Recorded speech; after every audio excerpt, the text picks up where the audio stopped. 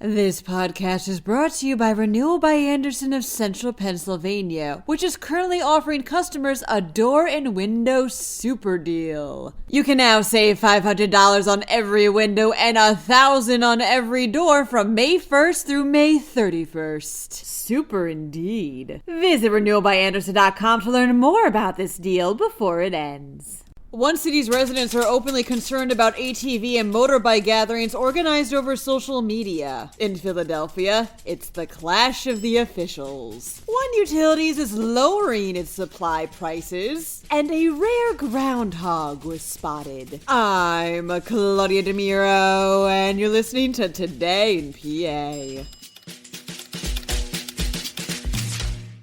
People in Reading are voicing their concerns regarding rowdy ATV and motorbike gatherings that have been regularly happening on weekends in City Park, reports the Reading Eagle. Officials say these gatherings draw 300 plus vehicles, and some witnesses have claimed that it's just quote-unquote total chaos.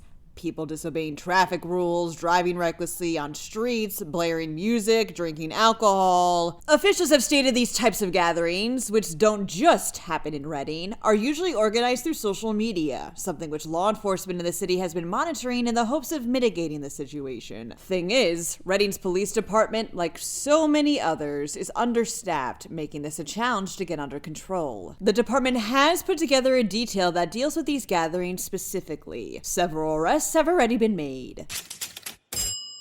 Philadelphia Mayor Sherelle Parker is butting heads with the city council over one of her school board appointees, reports Axios Philadelphia. Here's the backstory. So, school board members are appointed by the mayor, but they have to get a vote of consent from city legislators before they start their term. The city council recently approved Parker's own nominees last week, with the exception of one person: Joyce Wilkerson. Wilkerson's nomination got the axe on Monday because, according to legislators, there were concerns over her opposition to charter schools. But Parker appointed Wilkerson anyway. The mayor said in a statement that she had asked Wilkerson to stay on the board, of which she's the longest serving member, actually, quote, until such a time when I appoint a new member, unquote, as there's yet to be a confirmed replacement. Y continues to report that Parker is calling for unity in the wake of this situation, saying to council members during a Tuesday morning address, quote, we can agree to disagree and have some fights, but don't let that be the North Star on how we move the city of Philadelphia. PPL Electric Utilities intends to lower costs for customers who don't shop for electricity supplies, states PennLive. What nice news. This decrease applies to customers who are on the company's default supply rate, aka price to compare. The proposed drop does still need to be approved by the Pennsylvania Public Utility Commission, but if it is, this change in price will start June 1st. Anizette Fernandez recently saw something you don't see every day in East York, says NorthCentralPA.com. An albino groundhog. Albinism is a genetic disorder which occurs in about 1 in 10,000 mammals, noticeably causing the fur of some animals to become white and their eyes pink. This groundhog can be seen in a video Fernandez took just chilling on a hillside, munching on some grass. What a life.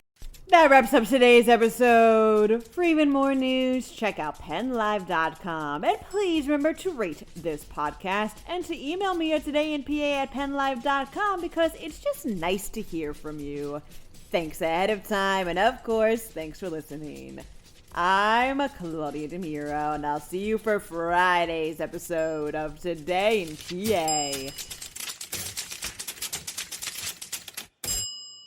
This podcast is brought to you by Renewal by Andersen of Central Pennsylvania, which is currently offering customers a door and window super deal. You can now save $500 on every window and $1,000 on every door from May 1st through May 31st. Super indeed. Visit renewalbyandersen.com to learn more about this deal before it ends.